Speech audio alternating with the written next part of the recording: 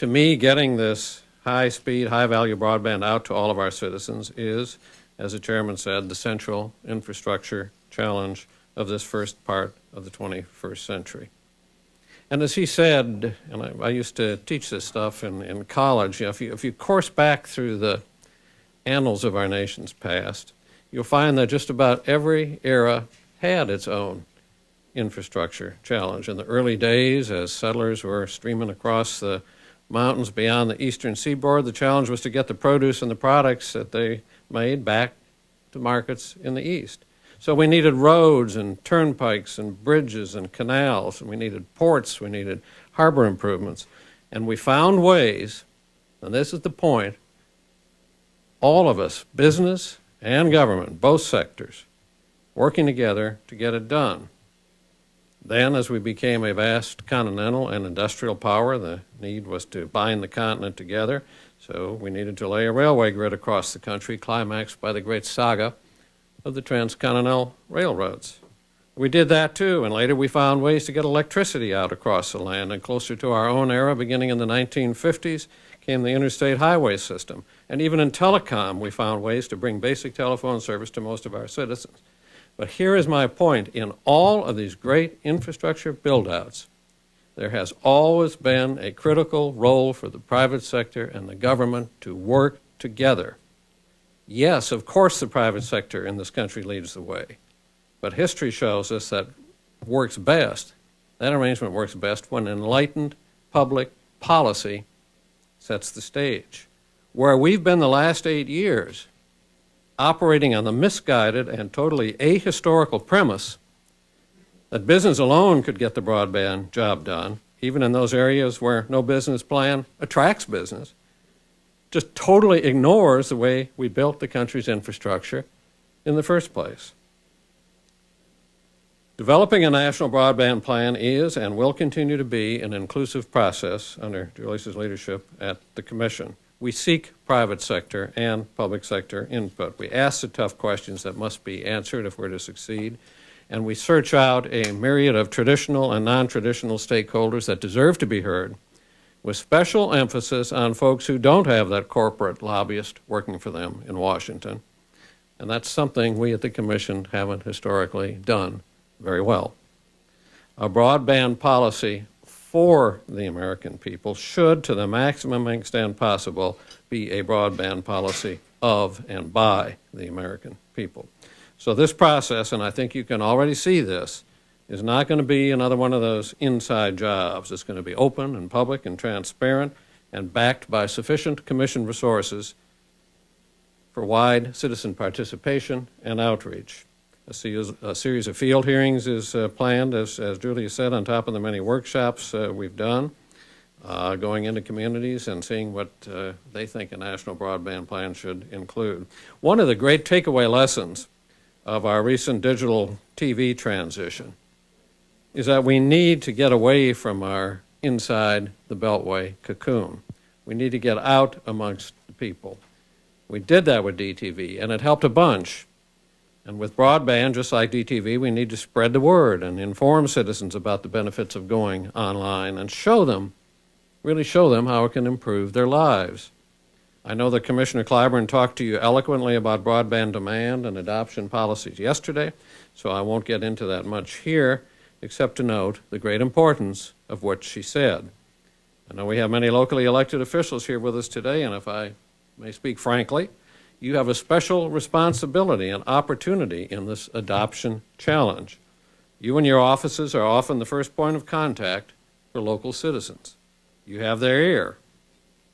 What will you tell them about broadband? What will you do that will help to make broadband real and meaningful in the lives of the elder community, or the disability communities, or the young? What about low income, foreign-born, and ethnic communities? How will you bring broadband to life for the people that need to engage in this debate the most? You know, as I said at the beginning, it's a once-in-a-lifetime opportunity, and you and I know there's no guarantee or even much likelihood that it will come this way again. So how do we optimize this unique window of opportunity for change that we have open before us?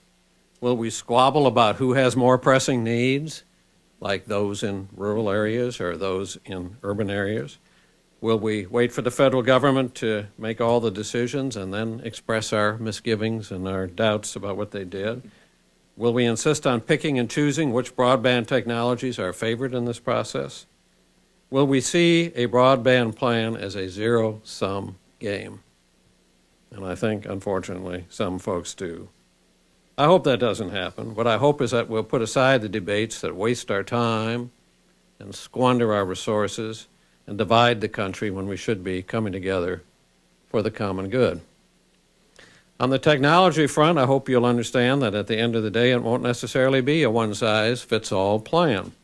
Different market segments will likely demand different solutions. What I do know is that we must succeed in bringing high-speed, high-value broadband and an open internet to all Americans. That means rural as well as urban folks. It means low income as well as affluent, seniors as well as kids, those with disabilities, and those who live on tribal lands. If high-speed broadband is permitted to become predominantly an affluent urban phenomenon, then the digital gap that we already have in this country, that already separates urban and rural America and rich and poor, that separates the franchise from the disenfranchised, is only going to grow wider. And we can't let that happen. This is serious business. You know, it's not just good public policy and moral policy and all that. It's good business policy, too. The competitive world in which we and our children live is not going to make any time or for any part of America to catch up. And nor is it going to wait for America as a country to catch up. You know, that may be harsh, but it's true.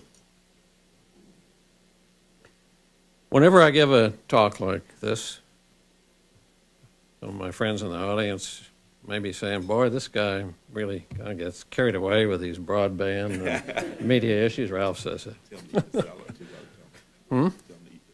Eats a salad, that's right. That's my message. I don't want to stand between you and lunch, and it does not bother me. But I digress. Okay. But people will say, you know, there are some folks say, well, this guy's talking about broadband and media like it's so terribly important. Doesn't he know all the other problems that we have in this country? Doesn't he know about jobs?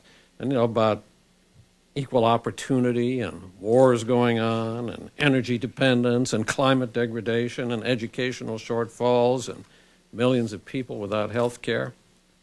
But you know, this isn't about broadband for the sake of broadband, and I think Julius was referring to this in his comments. If we succeed at our task of deploying this infrastructure across America, we will create millions of new jobs and businesses and opportunities. We will bring more and better education to our children. We will advance medical care through the development and delivery of new health services. We will be able to tackle our debilitating energy dependence through smart grids and other smart energy initiatives. And we'll be able to slow the degradation of our environment and enhance the delivery of government services. The list goes on, but my point is this: there are few, if any, challenges confronting our country today whose solution does not have a broadband component as part of it. Broadband, to me, is the great enabler. You know, it empowers us to tackle all of these other problems, and that's why I accord it the importance I do. Nor do I worry about the future of our media just for the sake of the media. Let me just take another minute or two here, because I am concerned, I am really concerned about the state of our country's media environment. The success of our media is so integral to the success of our country. If we have a media that reflects the genius and the diversity of America, that provides real news and information to citizens voting on the future of the country, that covers the communities where we actually live in all of their splendid diversity, then we will have a media that does justice to the United States of America.